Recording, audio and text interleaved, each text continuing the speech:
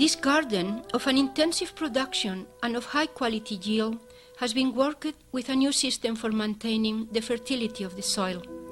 At the present, the search for sustainable agricultural systems deserves that the work of Masanobu Fukuoka be known for what is proposing that is fundamentally different from any other agriculture in existence. What he's doing is stopping totally the tilling of the soil, the use and the digging in of compost, manures, or any other type of fertilizers, may they be organic or chemical.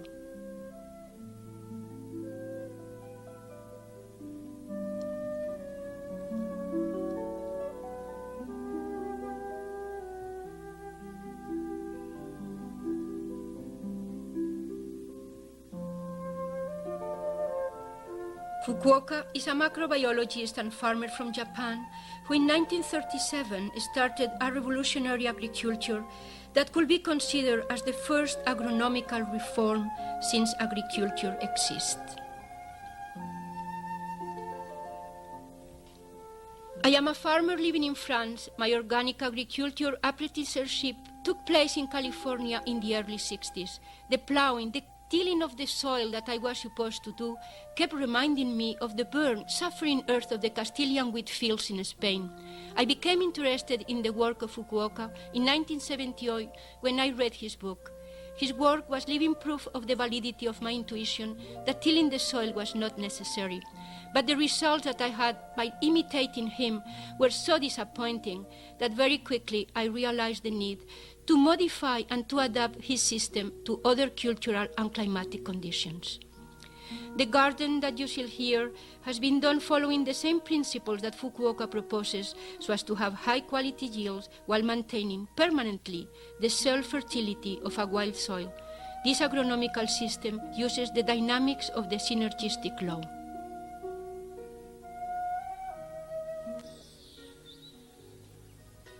The 4 principles of synergistic agriculture: no cultivation, no chemical or organic fertilizers, no chemical treatments,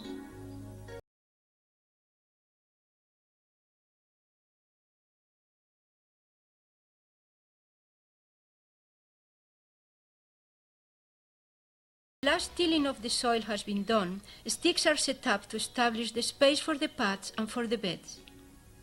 With a shovel, the soil is taken from the path space and added to where the beds for the plants are going to be. If the quality of your soil allows it, you can dig further down so as to increase the depth of the beds. The deeper the beds, the more room for the plant roots. With a rake, you even up the top so that they are flattened and become larger.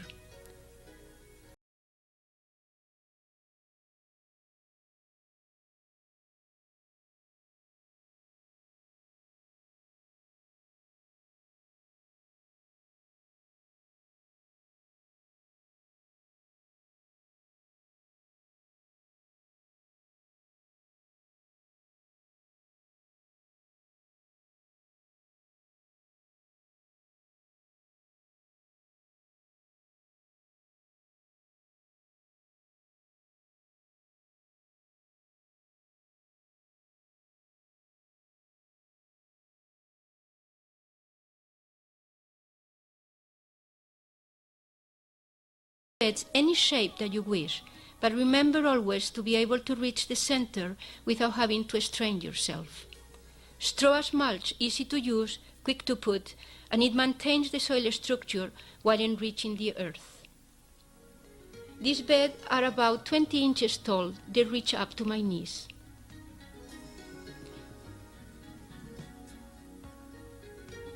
If you happen to have heavy rains like here, the mulch raised beds protect the soil and plants from being taken away. The garden after completion of all the beds, the surface over 1 acre. Another way possible to prepare the soil for a vegetable garden or any other type of crop is making a sheet mulch, covering the soil with cardboard or any biodegradable matter like carpets. That prevents the established vegetation to come through. There are we are going to grow potatoes at the same time that we are eliminating a patch of thistles. It is not the crop that one grows in a field that uses up the fertility of the soil, but the cultivation, the tilling that is done to prepare the soil that causes the loss of fertility. With this agriculture, we stop all that work and simultaneously we bring to an end the need to compensate. We also stop compaction by the way we move around or by not letting the rain to have direct access to the soil by a lack of sufficient cover. Since plants synthesize matter from light and also are capable to do biological transmutations, we don't have to put back in the soil the quantity of elements that the plant has in its tissues. The plant only takes from the soil the minerals, trace elements, about 2.5% only of the total mass of the plant. The rest of her mass, the plants build it from light and gases. By leaving in the field any part of the crop that is not utilized, the plants will leave more elements behind in the soil than whatever they have taken. And besides, the constant activity of the soil organisms increases the fertility. Here we are going to harvest the potatoes only by opening the mulch. Using the side of the bed for plants. Marigolds are used through the whole garden to protect other plants from root nematodes. In spring, you can remove the mulch a day or two ahead so as to warm up the soil before seeding. Fava beans are also very much used for the spring garden. They belong to the nitrogen-fixing plant family.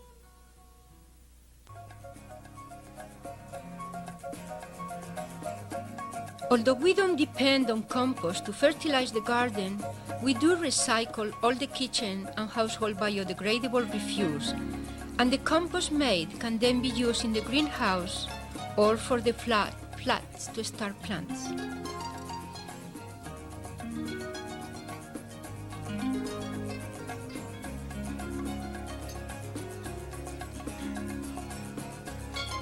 The work of seeding and transplanting in this garden was done totally by hand by 2 people during 2 months.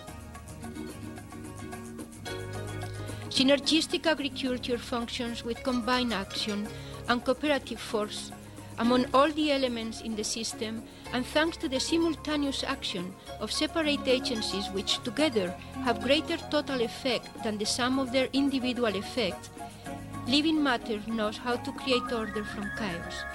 Only living matter has this characteristic.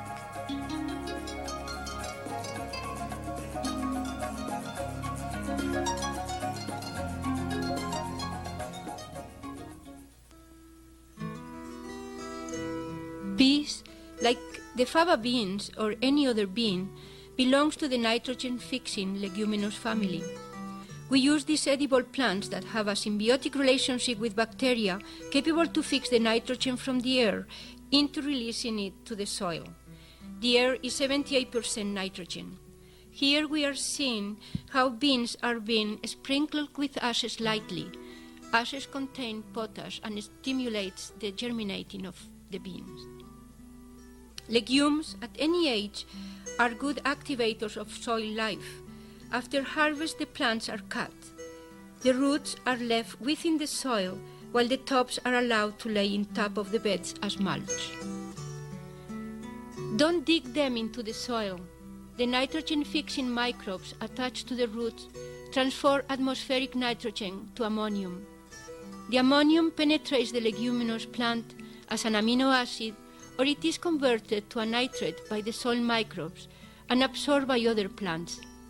1 hectare of beans or lentils can fix up to 550 kilos of nitrogen per crop. Besides the free fertilizer given by the nitrogen-fixing plants, in a soil non-destroyed by cultivation, many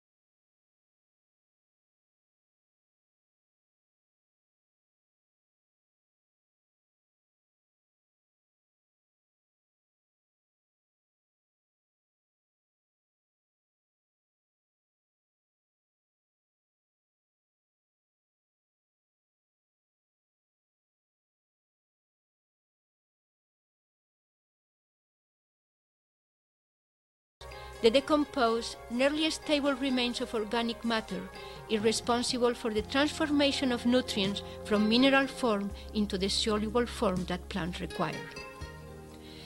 Many plants reseed themselves. You can transplant them and put them wherever you want in the garden.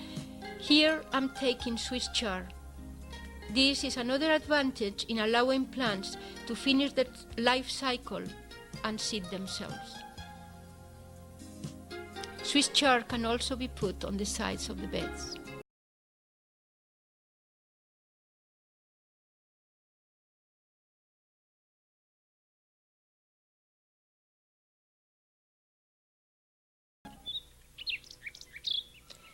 You can use grass clippings as mulch if you make sure that they don't have any seeds on them and if you let them dry up before using. The first year, the soil will be eating the mulch, but as the organic contents in the soil will be improving, the amount of mulch necessary to add in the beds will be diminishing. You can use a great variety of materials as mulch: newspapers, cardboard, sheep wool, any type of straw, sawdust, shredded branches. With the oat straw mulch or mature soybean hay, mulch prevents fungus attacks. The streptomycetes, which exude antibiotics, are especially attracted to the area by these particular organic materials. A permanent biodegradable cover of the soil is necessary so as to create and to maintain the soil fertility. In nature, the earth keeps itself always covered, in the forest by a mulch of leaves and assorted organic scraps, or a living vegetable cover in other places. Forests create the best, most fertile soils. Here we have mulch in the path from shredded tree prunings.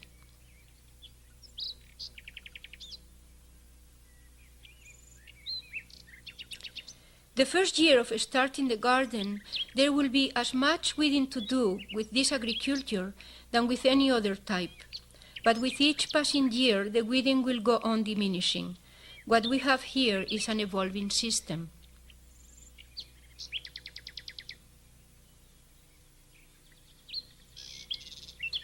I got the Indian runner ducks as slug predators. These ducks are reputed to be the best slug eaters among ducks. But unfortunately, these ones, after a while, developed a strong taste for greens. Now they are no longer allowed to be free all over the garden. There are other predators for slugs: lizards, snakes, frogs, toads, hedgehogs, some birds. And there are even some kind of beetles that eat slugs. Here you can see at the bottom of the hole the little black shiny thing. You can also use copper strips that can be made into cylinders, and they are very good to be used just before one starts the transplanting, the first days when the slugs eat them most greedily. Near the kitchen door I made this spiral for the growing of aromatic plants. Here there are 3 types of sage: thyme, oregano, estragon, and in the north side, mint and parsley. At the very top, an nasturtium plant. Calendula protects all plants, but especially tomatoes and potatoes from nematodes. They can also be eaten. Another beneficial plant is wormwood. It protects cabbage from the root maggot and repels the radishes nematodes. Nasturtium repels the bean beetle and protects cabbages from black aphids and squash from their parasites. The leaves, flowers, and young seeds can be eaten. We are in July. The Swiss chard that you'll be seeing here are the ones you saw being transplanted end of April.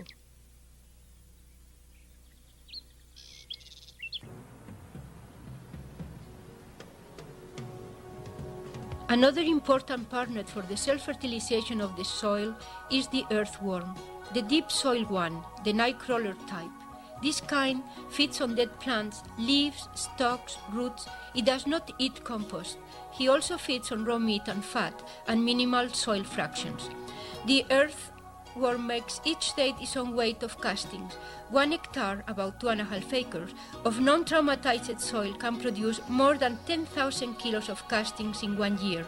This corresponds about 5% of the total volume of the soil. They can aerate down to 5 meters deep in the soil, and their galleries, strengthened by their secretions, help with the development of roots. In sandy soils, the aggregates issued from the castings increase the soil capacity to hold moisture.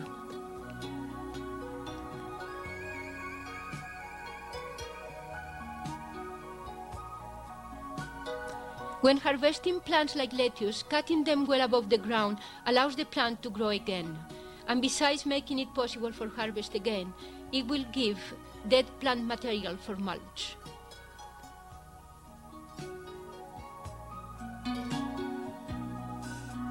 But please, be very careful not to put the feet in the bed as you do the harvest or any other work in the garden. Compaction interferes with the optimal activity of a breathing soil, and we don't want again to have to till. One must be very careful so as not to inflict any negative action going against the interest of the optimal soil life. In this wild soil agriculture, it is essential not to make this kind of mistake. In a cultivated field on a surface of 1 hectare, the numbers of the earthworms can add up to 20 kilos, but in a non-tilled prairie soil, the numbers can be so high as to weigh 1,500 kilos and produce up to 300 kilos of nitrogen. This lettuce has already been harvested. Now it has grown up again, and she will flower up and make seeds that the wind can cast around. As they will soon germinate, you may then transplant or leave them in place.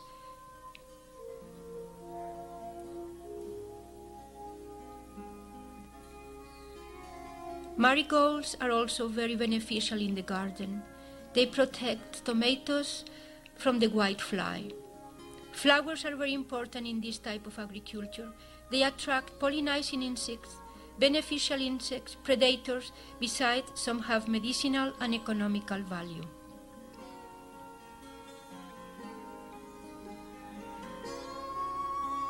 As you can see, the size and the quantity of the plants and the total yield in no way has been jeopardized by the non-utilization of compost or any other type of fertilizer. The winter squash harvest will be started shortly. The climatic condition here allows for the cabbage and leeks to be gathered all along through the fall and winter.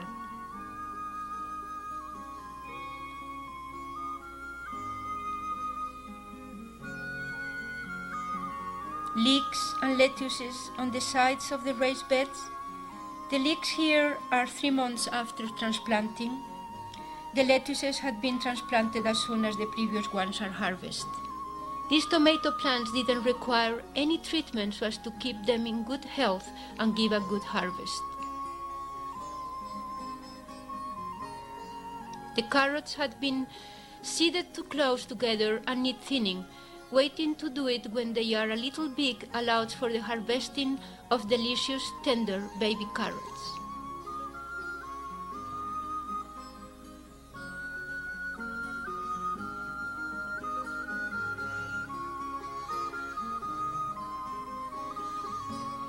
While thinning, you can remove the mulch if that makes it easier for you to do the work. But don't forget to put it back when you finish the job.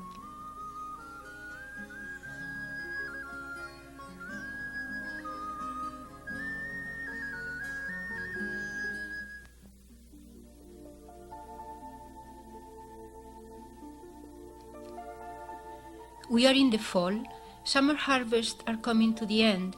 It is time to transplant more lettuces and leeks among the old plants that were allowed to finish their life cycle, reaching maturity, going to seed, even if we won't use these seeds. Next to them, we are seeding and transplanting new plants. From the first season, we start a continuous system in which plant diversity of types and ages constantly is occupying the earth. To live and be healthy, the soil needs the presence of roots. as much as the plant needs the light of the sun. When you want to improve the quality of your soil, put lots of plants with different kinds of roots. The richer in diversity your system is, the healthier your soil will become. But remember, allow the part of the plant that we don't utilize to die and to decompose where she has lived. The roots in the soil, the tops on the surface. Don't force-feed your soil. You will harm the capacity of this organism to feed itself, and you could precipitate health problems linked to indigestion that will manifest in the plants you grow there being sick. The soil is an organism capable to keep itself in good health.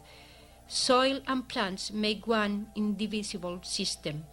It is up to us to know how to relate to this organism, rather than what so far has been done, which is forcing the soil to accommodate itself to whatever has been established by farmers and agronomists as to be the best way to extract yields from the soil.